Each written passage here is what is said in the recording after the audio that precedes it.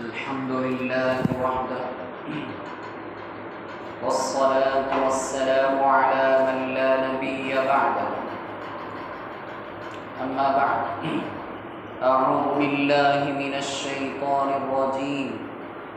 بسم الله الرحمن الرحيم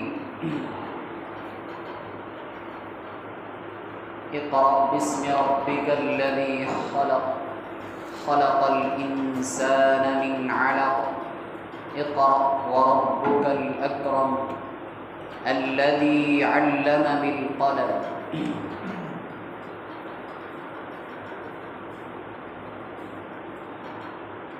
وقال النبي صلى الله عليه وسلم خيركم من تعلم القرآن وعلمه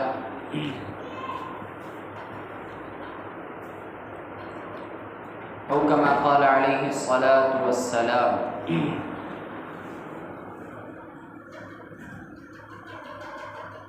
برادران اسلام، میرے پیارے عزیز نوجوانوں، بزرگوں اور دوستوں،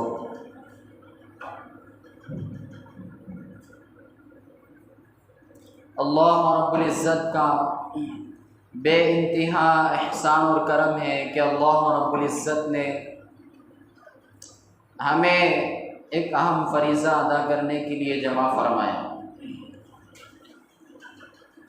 میرے پیارے دوستوں، بزرگوں،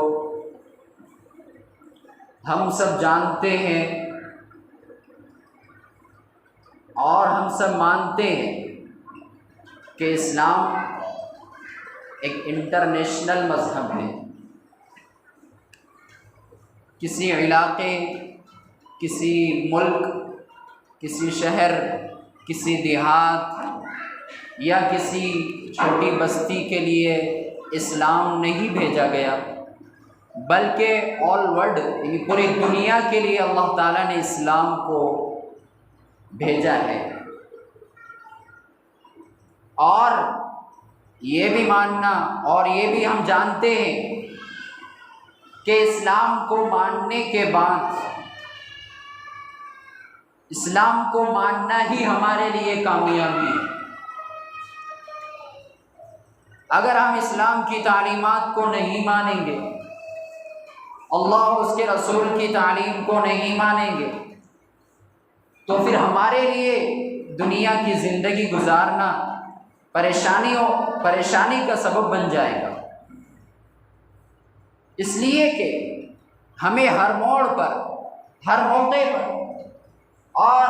ہر حال میں اللہ اور اس کے رسول کی تعلیمات کی ضرورت پڑتی ہے۔ مثال کے طور پر، اگر ہمارے باپ کا انتقال ہو جائے تو اس کے لیے کیا مسائل ہیں، کیا شرعی تعلیمات ہیں، کیا احکام ہیں، کیسے نہلایا جائے، کیسے کفن دیا جائے، کیسے دفنایا جائے، اس کے لیے کیا کیا کیا جائے، ہمیں یہ تعلیمات کہاں ملیں گی؟ ہمارے نکاح کے مسائل، نکاح کے لیے ہمیں کیا تعلیمات شریعت نے دی؟ ہمارے پیدائش کے مسائل، ہماری وفات کے مسائل، اور اسی طریقے سے بہت سارے مسائل ہمارے سامنے پیش آتے رہتے ہیں، تو ہمیں اس کا حل کہاں ملے گا؟ ہم بے چین ہو جائیں گے۔ اب کسی کا انتقال ہو جائے تو شریعت کیا کہتی ہے، اس کے بارے میں کیا حکم دیا گیا ہے؟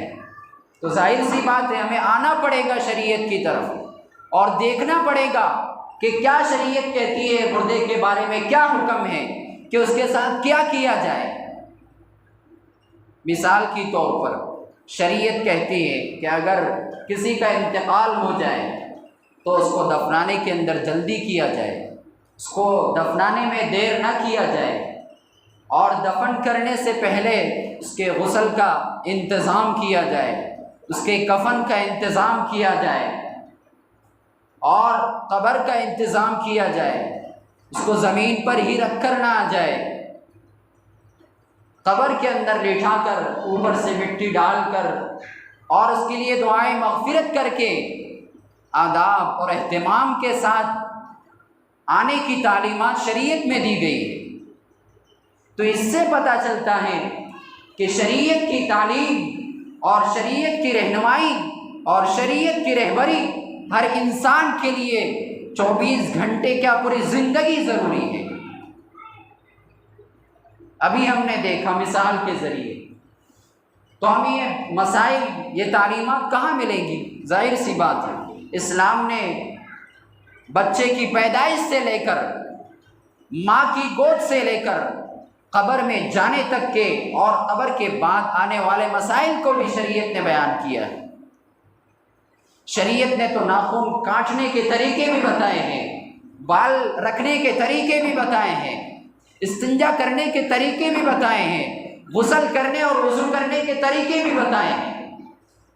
اور میرے دوستوں اور بزرگوں راستہ چلنے کے طریقے بھی بتائے ہیں، دیکھنے کے طریقے بھی بتائے ہیں، کان کو کیا بات سنی جائے اور کیا نہ سنی جائے یہ بھی شریعت نے بتایا ہے، یہ ہاتھ کا کیسے استعمال کیا جائے، زبان کا کیسے استعمال کیا جائے، یہ قدم کون سی جگہ پر اٹھنا چاہیے اور کون سی جگہ پر نہیں اٹھنا چاہیے یہ بھی شریعت نے بتایا ہے۔ تو ہم ایک ایک سیکنڈ شریعت کے محتاج ہیں، ایک ایک زندگی کا ایک ایک لمحہ شریعت کی تعلیم ہمارے لیے ضروری ہے، ورنہ ہم جاہلوں کی طرح زندگی بسر کریں گے۔ جیسے زمانہ جاہلیت کے اندر جب اسلام نہیں آیا تھا، اسلام نے اپنی تعلیمات کو نہیں لایا تھا اور اسلام کا بول بالا نہیں ہوا تھا، شریعت اس دنیا میں نہیں آئی تھی، جہالت کا زمانہ چالو تھا، اس وقت ہم جا کر دیکھتے ہیں کہ جب کسی کو لڑکی پیدا ہوتی تھی تو وہ لڑکی کو اٹھا کر زندہ دفن کر دیا کرتے تھے، زمین میں ڈال دیا کرتے تھے، گڑھا کھود کر اس کو ویسے ہی دفن کر دیا جاتا تھا۔ بیویوں کے ساتھ ناجائز سلوک کیے جاتے تھے، غلاموں کو مارا اور پیٹا جاتا تھا، باندیوں کے ساتھ جو ہے تو ظلم اور بربریت کی جاتی تھی۔ لیکن اسلام آیا اور اسلام نے ایسی پیاری تعلیمات لائی کہ میرے پیارے دوستوں اور بزرگوں، جب اسلام آیا تو دنیا میں بسنے والا ذرہ ذرہ اور دنیا میں بسنے والی ہر کائنات کی ایک ایک چیز کو اسلام نے جو ہے تو جینے کا اور رہنے کا طریقہ اور سلیقہ سکھایا۔ اور اسلام آنے کے بعد ہر چیز کو اپنا ایک وجود ملا ہے، اپنا ایک ادب ملا ہے، اپنے ایک رہنے کی ایک آڑ ملی ہے۔ اس لیے ہم شریعت کا دامن نہیں چھوڑیں گے، چاہے ہماری جان کٹ جائے، چاہے ہمارا مال لوٹا جائے، چاہے ہماری اولادوں کو ذبح کر دیا جائے، لیکن ہم شریعت کی تعلیمات پر آنچ اٹھنے نہیں دیں گے، ہم شریعت کی تعلیمات پر ڈاکہ ڈالنے نہیں دیں گے، ہم شریعت کی تعلیمات کو یوں ہی بکنے نہیں دیں گے۔ اس لیے کہ شریعت کی تعلیم ہمارے لیے ایسی ہی ضروری ہے جس طرح ایک انسان کے لیے کھانا پینا ضروری ہوتا ہے، ایک انسان کو زندگی بسر کرنے کے لیے سانس ضروری ہوتی ہے، اس سے بھی کئی زیادہ شریعت کی تعلیم اور شریعت کا ہر حکم ہمارے لیے ضروری ہے۔ میرے پیارے دوستوں اور بزرگوں، ہمیں آج اس گئے گزرے دور کے اندر اسلام سے سچی پکی محبت کرنا ضروری ہے، اور اپنے دل کے ایک ایک گوشے کے اندر، اپنے جسم کے ایک ایک خون کے قطرے کے اندر، اپنے گوشت اور پوشت کے ایک ایک ڈلی کے اندر اسلام کی محبت اور اسلام کی عظمت کو ڈالنا ضروری ہے۔ ہمارا چلنا اسلام کے مطابق ہونا چاہیے، ہمارے بچوں کی پرورش اسلام کے مطابق ہونی چاہیے، ہمارے بچوں کی پیدائش اسلام کے مطابق ہونی چاہیے، ہمارے بچوں کی تعلیم اسلام کے مطابق ہونی چاہیے، ہماری خود کی زندگی اسلام کے مطابق ہونی چاہیے، تبھی تو جا کر ہم مسلمان کہلانے کے حقدار ہوں گے، تبھی تو جا کر ہم آپ صلی اللہ علیہ وسلم کے امتی کہلانے کے حقدار ہوں گے۔ میرے پیارے دوستوں اور بزرگوں، میں نے آپ کے سامنے قرآن مقدس کی ایک آیت تلاوت کی ہے۔ اللہ رب العزت اس میں ارشاد فرماتے ہیں، اقرأ باسم ربک الذی خلق، پڑھ اس رب کے نام سے جس نے پیدا کیا، خلق الانسان من علق، انسان کو پیدا کیا ایک جمے ہوئے لوتھڑے سے، اقرأ وربک الاکرم۔ تو اس آیت کے اندر اللہ رب العزت پڑھنے کا حکم دے رہے ہیں۔ قرآن کریم کی تعلیمات کو، احادیث نبویہ کی تعلیمات کو۔ تو میرے پیارے دوستوں اور بزرگوں، آج جس موضوع کو لے کر اور جس مقصد کو لے کر میں حاضر ہوا ہوں، اس موضوع کا عنوان ہے مکاتب کی تعلیم کی افادیت اور اہمیت کیا ہے۔ مکاتب کیوں قائم کیے جاتے ہیں، مدارس کیوں دنیا کے اندر بنائے اور پھیلائے جاتے ہیں، اس کی اہمیت اور افادیت کیا ہے، ہم آج اس کو دیکھیں گے۔ میرے پیارے دوستوں اور بزرگوں، شریعت اولاد کی تربیت، اولاد کی تعلیم، اولاد کی اخلاقی تربیت کے سلسلے میں ہمیں کیا حکم دیتی ہے؟ جب اللہ رب العزت کسی انسان کو، کسی بندے کو اولاد کی نعمت سے مالا مال کرتا ہے، چاہے وہ لڑکا ہو یا لڑکی ہو یا کوئی اور ہو، بہرحال اولاد کی تعلیم، اولاد کی دولت سے مالا مال کرتا ہے، تو ہمیں یہ ضروری ہے کہ اللہ رب العزت کی یہ دی ہوئی نعمت کا ہم صحیح طریقے سے استعمال کریں اور اس کی صحیح طریقے سے تربیت کریں، تبھی تو جا کر میرے پیارے دوستوں اور بزرگوں اللہ رب العزت کی دی ہوئی نعمت کا ہم شکر ادا کرنا پسند کریں گے۔ تو شریعت کیا کہتی ہے کہ جب کسی کے یہاں اولاد کی پیدائش ہو تو شریعت کا سب سے پہلا حکم یہ ہے کہ جب کسی کے یہاں لڑکا یا لڑکی پیدا ہو تو اس کے کان کے اندر اذان دی جائے، اس کے کان میں اذان دی جائے، اقامت کہی جائے، تاکہ سب سے پہلا کلمہ جو اس کے کان کے اندر پڑھے وہ یہ ہو، لا الہ الا اللہ محمد رسول اللہ۔ ہم اس دنیا کے اندر آئے ہوئے ہیں اللہ رب العزت کی عبادت کے لیے، اللہ رب العزت کی اطاعت کے لیے، اللہ رب العزت کی بندگی کے لیے۔ ہم اس دنیا میں کسی اور چیز کے لیے نہیں آئے ہیں، ہم اطاعت کریں گے رسول اللہ کی، ہم عبادت کریں گے اللہ رب العزت کی۔ تو یہ بچے کے کان کے اندر پیدائش کے پہلے دن ہی اور پیدائش کے وقت ہی یہ کان کے اندر اذان کہی جاتی ہے، اقامت کہی جاتی ہے، اور جب بچہ 7 دن کا ہو جائے تو شریعت اس کے لیے حکم دیتی ہے کہ اس کا جو ہے تو عقیقہ کیا جائے، اس کے بالوں کو منڈھایا جائے، یعنی اس کے بال کو کاٹ کر اس کو ناپ کر اس کے بقدر چاندی صدقہ کیا جائے، اور اسی طریقے سے اس کا اچھا سا نام رکھا جائے، تاکہ کل قیامت کے دن جب اللہ رب العزت نام لے کر پکاریں گے فلاں فلاں، تو اچھا نام پکارے اللہ رب العزت۔ اسی لیے ہم اچھا نام رکھے، صحابہ والا، انبیاء والا، اور میرے پیارے دوستوں بزرگوں والا نام رکھے۔ آج ہمیں فیشن لیول نام رکھنا پسند کرتے ہیں، لیکن حدیث مبارکہ کے اندر آتا ہے کہ سب سے پیارا نام اور سب سے اچھا نام عبداللہ اور عبد الرحمن ہے، کہ اللہ کا بندہ جس کے اندر بندگی کا اظہار ہو وہ نام سب سے اچھا اور پیارا ہے۔ تو یہ نام اللہ تعالیٰ قیامت کے دن لے کر پکاریں گے ہر ایک کا، تو ہمیں چاہیے کہ ہم اچھا اور اچھا بہترین نام رکھیں، جس کے معنی بھی اچھے ہو اور جس کے مفہوم بھی اچھے ہو۔ تو سب سے پہلے ہمارے گھر میں یا ہمارے یہاں کسی کی ولادت ہو یا پیدائش ہو تو 7ویں دن عقیقہ کرنا ہے، کان میں اذان دینا ہے پہلے دن، اور اس کے بال کو مونڈ کر یعنی بال کو قطر کر اس کے بقدر چاندی صدقہ کرنا ہے، اور کسی بڑے بزرگ سے تحنیک کرانا ہے۔ ہمیں پتہ بھی ہونا چاہیے کہ تحنیک کس کو کہتے ہیں۔ کھجور کسی بڑے بزرگ کو چاونے کے لیے دینا ہے، وہ خود آپ کو چبا کر دیں گے، اور وہ کھجور جو چبا کر دیں گے اس کو اپنے بچے کے منہ پر رکھنا ہے، تاکہ اس بزرگ کا تبرک اس بچے کے اندر آ جائے، اس بزرگ کی خصلتیں اس بچے کے اندر منتقل ہو جائے۔ سب سے پہلے تو میرے پیارے دوستوں اور بزرگوں، اچھی ماں کا انتخاب کرنا ہے۔ سب سے پہلے اچھی ماں کا انتخاب کرنا ہے، تبھی جا کر یہ معاشرہ پروان چڑھتا ہے۔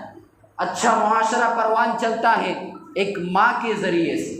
ماں اچھی ہوگی تو وہ ایام حمل کے اندر قرآن مجید کی تلاوت کرے گی، تو اس تلاوت کی برکت سے بچے کے اندر جو ہے تو قرآن کی محبت اور قرآن کی عظمت پیدا ہوگی، قرآن سے اس کا لگاؤ پیدا ہوگا۔ 9 مہینے یا کچھ دن بچہ ماں کی پیٹ میں رہتا ہے، وہ جو ماں اچھی ہوگی، نیک ہوگی، صالح ہوگی، تو وہ نمازیں پڑھے گی 5 وقت کی، قرآن مجید کی باقاعدہ تلاوت کرے گی، ذکر و اذکار کا اہتمام کرے گی، اپنے آپ کو گناہوں سے بچائے گی اور اپنے آپ کو جو ہے تو عبادتوں کے اندر لگائے گی، تو اس کے نتیجے میں جو نیک صالح اولاد پیدا ہوں گی، تو میرے پیارے دوستوں اور بزرگوں، وہ انبیاء اور صدیقین اور شہداؤں کے درجے میں ان کا شمار ہوگا۔ تو اس لیے اگر ہم چاہتے ہیں کہ ہمارا معاشرہ اچھا بنے، ہم چاہتے ہیں کہ ہمارا معاشرہ ایک کردار، ہمارا معاشرے کے اندر ہمارا ایک کردار ہو، اگر ہم چاہتے ہیں کہ قیامت کے دن جب کہ نفسا نفسی کا عالم ہوگا، ہر کوئی اب بیٹا اپنے باپ سے بھاگے گا، ماں اپنے بچے کو چھوڑ کر چلے جائے گی، اس وقت جب ہم یہ چاہیں گے کہ ہمارے سروں پر جو ہے تو نور کا تاج پہنایا جائے، تو ہمیں ضروری ہے کہ ہم اپنے بچوں کی صحیح معنی میں تربیت کریں۔ ہم اپنے بچوں کے دلوں کے اندر قرآن کی اور حدیث کی عظمت کو ڈالیں۔ آج اس دور کے اندر بچوں کو قرآن کی تعلیمات سے دور کرنے کا پلاننگ کی جا رہی ہے، ان کی تعلیمات پر پابندیاں لگائی جا رہی ہیں، ان کو انگریزی کے ورڈ رٹائے جا رہے ہیں، ان کو دوسری اور غیر زبانیں سکھائی جا رہی ہیں، لیکن ہماری جو انٹرنیشنل زبان ہے، ہماری جو مادری زبان ہے، ہماری جو خود جنت کی زبان ہے، ہماری جو خود قرآن کی زبان ہے، ہماری جو خود مرنے کے بعد ہم جس زبان کو بولیں گے وہ عربی زبان، جس زبان کا تعلق ہمارا مرنے کے بعد شروع ہوتا ہے، آج ہم اس زبان کو بولنے اور لکھنے اور پڑھنے سے دور ہوتے جا رہے ہیں۔ آج ہمارے معاشرے کے اندر اکثر ایسے افراد ملیں گے جن کو عربی کی زبان سے کچھ واقفیت نہیں ہے، جن کو قرآن پڑھتے نہیں آتا ہے، جن کو احادیث رسول نہیں پڑھتے آتی۔ ظاہر سی بات ہے، جب ہماری زندگی کے اندر ہم نے رسول اللہ صلی اللہ علیہ وسلم کی تعلیمات کو نہیں پڑھا، قرآن مقدس کو نہیں پڑھا، تو میرے پیارے دوستوں اور بزرگوں، کیا ضروری ہے اور کیا فائدے کی یہ زندگی جو 60-70 سال کے اندر گزر جائے اور ہم قرآن مجید کا ایک حرف بھی صحیح پڑھ نہیں پائیں۔ اس سے بہتر ہے کہ ہم جو ہے تو اس دنیا کے اندر وجود ہی نہ لیں۔ اس لیے ہمیں ضروری ہے کہ جو ہمارا انٹرنیشنل مذہب اور انٹرنیشنل جو لغت ہے، انٹرنیشنل جو زبان ہے، انٹرنیشنل جو لینگویج ہے، جو ہماری استعمال ہوگی وہ عربی زبان ہے۔ آج ہم پیدا ہونے کے بعد دوسری زبانوں سے اپنا تعلق جوڑ لیتے ہیں، کوئی مراٹھی زبان سکھاتا ہے، کوئی انگریزی زبان سکھاتا ہے، کوئی اور زبانیں سکھاتا ہے۔ میں یہ نہیں کہتا کہ انگریزی نہ سکھاؤ، میں یہ بھی نہیں کہتا کہ مراٹھی نہ سکھاؤ، ارے ہر زبان سکھاؤ بچے کو، لیکن سب سے پہلے ضروری ہے کہ آپ وہ زبان سکھاؤ جو انٹرنیشنل زبان ہے، جو قرآن کی زبان ہے، جو حدیث کی زبان ہے، اور جو اللہ اور اس کے رسول کی زبان ہے، وہ عربی زبان ہے۔ تو ہمیں ضروری ہے کہ ہم اپنے بچے کو سب سے پہلے عربی زبان سے واقفیت کرائیں، عربی زبان سے اس کے دلوں کے اندر عربی زبان کی محبت اور عظمت کو پیدا کرائے۔ آج ہمارا بچہ کھڑے ہو کر A to Z یعنی A سے Z تک تو الفابیٹ پڑھ لے گا، لیکن اس کو کہا جائے کہ الف سے یا تک جو ہے تو حروف تہجی پڑھی ہے تو وہ ادھر ادھر منہ دیکھنے کے اندر لگ جائیں گے، اس لیے کہ ہم نے ان کی صحیح تربیت نہیں کی۔ ہم آج معمولی سمجھتے ہیں قاعدے پڑھانے کو اور قرآن مجید پڑھانے کو اور رسول اللہ صلی اللہ علیہ وسلم کی تعلیمات کو پڑھانے کو۔ لیکن میرے پیارے دوستوں اور بزرگوں، ایک بات یاد رکھیے کہ قرآن کی تعلیم اور احادیث رسول صلی اللہ علیہ وسلم اگر ان کے دلوں میں پیوستہ نہیں کیا گیا، بچپن ہی کے زمانے کے اندر جب ان کے اندر تھوڑی سمجھ پیدا ہو جائے، 10 یا 12 سال کی ہو جائے، تو شریعت خود یہ حکم دیتی ہے کہ مروا اولادکم بالصلاۃ وہم ابناء 7، کہ اپنی اولاد کو 7 سال کی جب ہو جائے تو ان کا نماز کا حکم دو، نماز کا حکم دو، ان کو کہو کہ بھائی نماز پڑھو، نماز فرض ہے، نماز کی تعلیمات ان کو سکھاؤ، نماز کے آداب، نماز کے مستحبات، نماز کے فرائض اور نماز کس طریقے سے پڑھی جاتی ہے پریکٹیکلی طور پر ان کو پڑھ کر بتاؤ۔ اور وَاضْرِبُوهُمْ عَلَيْهَا وَهُمْ أَبْنَاءُ 10، اور 10 سال کا ہونے کے بعد اگر وہ نماز چھوڑے تو ان پر تنبیہ کی جائے، یعنی ان کی خبر لی جائے کہ کیا وجہ ہے آپ نماز نہیں پڑھ رہے۔ لیکن افسوس، صد افسوس، آج ہمارے معاشرے کے اندر ایک چھوٹا سا بچہ مسجد سے دور ہوتا ہوا نظر آتا ہے۔ آج بڑی افسوس کے ساتھ یہ بات کہنے پڑ رہی ہے کہ آج ہمارا سمجھدار بچہ مسجدوں سے دور ہوتا ہوا نظر آ رہا ہے، قرآن کی تعلیمات سے دور ہوتا ہوا نظر آ رہا ہے۔ کیا وجہ ہے اس کی؟ ہمیں غور کرنا پڑے گا، ہمیں سمجھنا پڑے گا آخر کیا وجہ ہے کہ ہمارے دلوں کے اندر دوسری زبانوں کی محبت ہے لیکن ہماری خود کی زبان سے ہم بہراور ہیں۔ یعنی ہم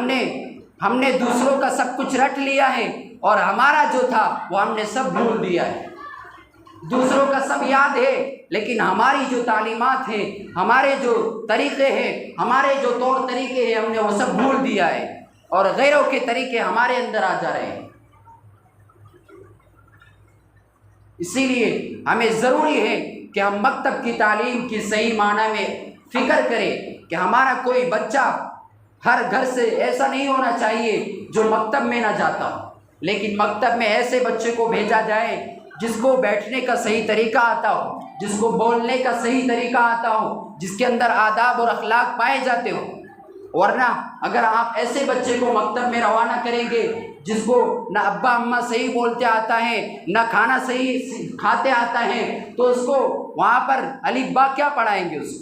اس کو تو وہی سکھانے کے اندر وقت گزر جائے۔ اسی لیے ہم بچے مکتب کے اندر وہ بھیجیں جس کو جو ہے تو کچھ ادب آتا، جو اپنا وقت صحیح معنی میں استعمال کرنا جس کو آتا ہو، اور یہ بچے اپنے گھر کے اندر سیکھیں گے، اپنے گھر کے ماحول کے اندر سیکھیں گے۔ صحیح بات یہ ہے کہ ہم اپنے بچوں کو قریب کریں اپنے سے، ہم اپنے بچوں کو ڈانٹتے اور ڈپٹتے ہیں اور اپنا رعب ان کے دلوں کے اندر ڈالتے ہیں، جس کی وجہ یہ ہوتی ہے کہ بچے ہم سے نفرت کرنے لگ جاتے ہیں، بچے ہم کو دور دیکھ کر جو ہے تو راستہ بدلنے لگ جاتے ہیں۔ اس لیے ہم سب سے پہلے اپنے بچوں کو اپنے سے قریب کریں، تبھی تو جا کر آپ کی وہ بات مانے گا، تبھی تو جا کر جو ہے تو آپ اس کو جو کہیں گے وہ آپ کی بات کو سنے گا۔ اسی لیے سب سے پہلے ضروری ہے کہ ہم اپنے بچوں کو اپنا ہونے کا یقین دلائیں کہ ہم آپ کے لیے ہر چیز کر سکتے ہیں۔ سب سے پہلے اپنے بچوں کو اپنے قریب کرنا ضروری ہے، اور یہ بھی ہے کہ ہم ہر بات جو ہے تو مار دھاڑ کر نہیں سکھانا چاہیے۔ آج ہم جو ہے تو چھوٹی سی بچے سے غلطی ہو جاتی ہے لیکن معاف کیجئے ہم اس کو اتنا مارتے ہیں کہ وہ بچہ کہتا ہے کہ مجھ کو اتنی سمجھ نہیں ہے، لیکن اس کو مار پیٹ کر بتایا جاتا ہے۔ جب شریعت نے یہ کہا ہے کہ جب بچہ 7 سال کا ہو جائے تو اس کو جو ہے تو نماز کا حکم دیجیے، اور جب 10 سال کا ہو جائے تو نماز چھوڑنے پر اس کی تنبیہ کیجیے، یعنی اس کو کہیں کہ آپ کی نماز کیوں چھوٹ رہی ہے، اور اس کو تھوڑا سا لگائے، یعنی اس کے دل کے اندر اسلام کی محبت کو پیدا کرے، اسلام کی تعلیمات اس کے دلوں کے اندر پیوستہ کرے۔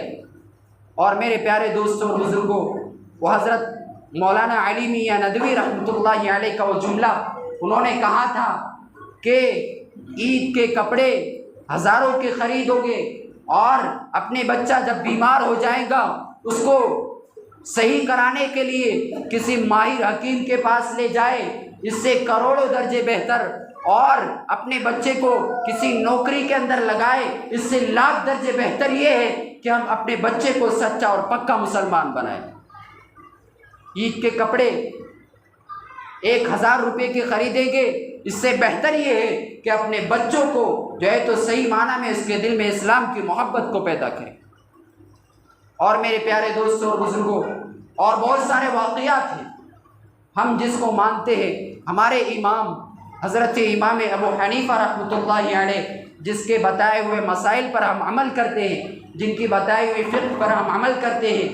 ہم حنفی دیوبندی ہیں، تو ہمارے امام حضرت امام ابو حنیفہ رحمۃ اللہ علیہ خود ان کے بیٹے حماد نے جب الحمد شریف پڑھنا شروع کیا، یعنی سورہ فاتحہ جب ان کو پڑھتے آ گئی، تو حضرت امام ابو حنیفہ رحمۃ اللہ علیہ نے ان کے معلم کو، یعنی حماد جو ان کے صاحبزادے تھے، ان کو پڑھانے والے کو 500 درہم صدقہ کیا، یعنی ان کو 500 درہم جو ہے تو انعام کے اندر دیا۔ کس وجہ سے؟ کہ میرا بیٹا حماد جو ہے تو الحمد شریف پڑھنا شروع کر دیا، تو اس کے انعام کے اندر انہوں نے اس کے استاد کو 500 درہم صدقہ کیا ہے، اور 500 درہم اس زمانے کے اعتبار سے بہت زیادہ ہو جاتا ہے۔ اور اسی طریقے سے خلیفہ مہدی رحمۃ اللہ علیہ ان کا بیٹا ابراہیم نے جب الہاکم التکاثر یا ایک دوسری آیت ہے وہ جب پڑھنا شروع کیا، تو اس کی خوشی کے اندر انہوں نے 1,00,000 درہم صدقہ کیا اور 500 غلام کو آزاد کرایا۔ آج یہ اتنی بڑی پراپرٹی بن جاتی ہے کہ کسی امیر اور غریب کے پاس بھی اتنی نہیں ہوتی۔ 500 غلام کو آزاد اور 1,00,000 درہم صدقہ کر دیا اللہ کے راستے، صرف اس وجہ سے کہ ان کے بیٹے نے ایک سورت پڑھنا شروع کر دیا۔ اور اسی طریقے سے بہت سارے واقعات ہمیں ملتے ہیں، اور میں ایک بات سنا کر اپنی بات کو ختم کرتا ہوں کہ حضرت ابن عباس رضی اللہ تعالیٰ عنہ جو مشہور صحابی ہیں، وہ کہتے ہیں کہ لوگوں کے اندر 3 چیزوں کا ہونا ضروری ہے۔ سب سے پہلے امیر کا ہونا ضروری ہے، یعنی امیر لوگوں کے اندر ہونا ضروری ہے جس کی ماتحتی میں رہ کر کام کیا جائے۔ اور دوسرا یہ کہ مصحف کی خرید و فروخت، یعنی قرآن کریم کی خرید و فروخت ہونا ضروری ہے، ورنہ اندیشہ ہے کہ اگر یہ نہ ہو تو قرآن کو پڑھانا بند کر دیا جائے گا۔ اور اسی طریقے سے تیسری چیز یہ ضروری ہے کہ لوگوں کے اندر ایک ایسا معلم ہونا ضروری ہے جو لوگوں سے پیسے لے کر، جو لوگوں سے اجرت لے کر ان کی اولاد کو جو ہے تو پڑھائے، تاکہ یہ اندیشہ نہ ہو کہ بعد میں چل کر جو ہے تو لوگ جاہل نہ ہو جائیں۔ اس لیے یہ 3 چیزوں کا ہونا ہر کسی کے اندر ضروری ہے۔ اور ایک بات یہ ہے، ایک چھوٹی سی کتاب ہے، اس کے اندر یہ 3 باتیں لکھی ہوئی ہیں کہ سب سے پہلے ایک مسلمان کو چاہیے کہ جہاں اگر وہ اپنا گھر کو بسانا چاہتا ہے، چاہے وہ بستی ہو، چاہے دیہات ہو، یا چاہے کوئی بھی ہو، جہاں اگر وہ اپنے گھر کو بسانا چاہتا ہے، گھر بنانا چاہتا ہے، تو اس کو چاہیے کہ 3 باتوں کا سب سے پہلے اہتمام کرے۔ سب سے پہلے یہ دیکھے کہ جہاں میں اپنا گھر بسا رہا ہوں وہاں مسجد ہے یا نہیں، اگر مسجد ہے تو صحیح ہے۔ اور دوسرے معنی میں دوسری یہ دیکھے کہ جہاں میں اپنے گھر کو بسا رہا ہوں یا بنا رہا ہوں وہاں قبرستان کا نظام ہے یا نہیں۔ مسجد کا ہونا ضروری، قبرستان کا ہونا ضروری۔ اور تیسری بات یہ ضروری ہے کہ جہاں کوئی مسلمان اپنے گھر کو بنانا چاہتا ہے، وہ تیسری بات یہ دیکھے کہ جس گاؤں کے اندر یا جس بستی کے اندر وہ اپنے گھر کو بنانا چاہتا ہے، تیسرے نمبر پر وہ یہ دیکھے کہ اپنے بچوں کی صحیح تعلیم اور تربیت کا نظام وہاں ہے کہ نہیں۔ ورنہ اگر مسجدیں نہیں رہیں گی تو اس کی نمازیں بیکار ہو جائیں گی، اور اگر خدا نہ خواستہ کبھی انتقال ہو گیا تو قبرستان ڈھونڈنے پڑیں گے۔ اور اگر صحیح تعلیم اور تربیت کا انتظام بستی کے اندر نہیں رہا تو آگے چل کر بچے دین سے بہراور ہو جائیں گے، دین کی تعلیمات ان کے پاس نہیں رہیں گی، جس کے نتیجے کے اندر جو ہے تو ان کے بچے آگے چل کر مرتد ہو سکتے ہیں، نعوذ باللہ۔ اس لیے میرے پیارے دوستوں اور بزرگوں، ہمیں ضروری ہے کہ ہم مراکز کا اہتمام کریں، مدارس دینیہ کا جو ہے تو تعاون کریں، مکاتب کا جو ہے تو پکا اور سچا نظام قائم کرے، اور جتنے بھی دین کے مضبوط قلعے ہیں ان تمام کا انتظام اور ان تمام کی حفاظت ہماری ذمہ داری ہے۔ اس لیے کہ مدارس یہ دین کے قلعے اور خانقاہیں، اس کے اندر ایمان محفوظ ہوتا ہے، اور یہ تبلیغ جس کے اندر دین کی جو ہے تو اشاعت ہوتی ہے، اور دعوت اللہ جس کے اندر لوگوں کو اللہ رب العزت کی طرف بلایا جاتا ہے، جس کا نام ہم تبلیغ کہتے ہیں، یہ چاروں شعبوں کا ہونا ہر جو ہے تو ہر بستی کے اندر اور ہر پورے دنیا کے اندر ہونا ضروری ہے۔ تبھی تو جا کر اسلام اور مسلمان محفوظ رہ سکتے ہیں، ورنہ خدا نخواستہ اگر یہ تینوں نظام یا چاروں نظام درہم برہم ہو گئے تو ایسا وقت آئے گا کہ ہمارے بیٹے کیا ہم خود مرتد ہو کر رہ جائیں، یعنی اسلام کا نام ہمارے پاس نہیں رہے گا، کلمہ ہمیں پڑھتا نہیں آئے گا، اور قرآن کس کو کہتے ہیں ہمیں پتہ نہیں چلے گا۔ اس لیے میرے پیارے دوستوں اور بزرگوں، آج کے اس مبارک جو ہے تو جمعے کے اندر میں یہی بات لے کر آپ کے سامنے حاضر ہوا تھا کہ مکاتب ہمارے لیے کتنی ضروری ہے، اور مکاتب کا نظام اور اس کے اندر پڑھنے والوں بچوں کا اہتمام اور اس میں دینی تعلیم کا انتظام کرنا کتنا ضروری ہے، ہم سب نے جان لیا۔ اللہ تعالی ہمیں عمل کرنے کی توفیق عطا فرمائے۔ وآخر دعوانا ان الحمد للہ رب العالمین۔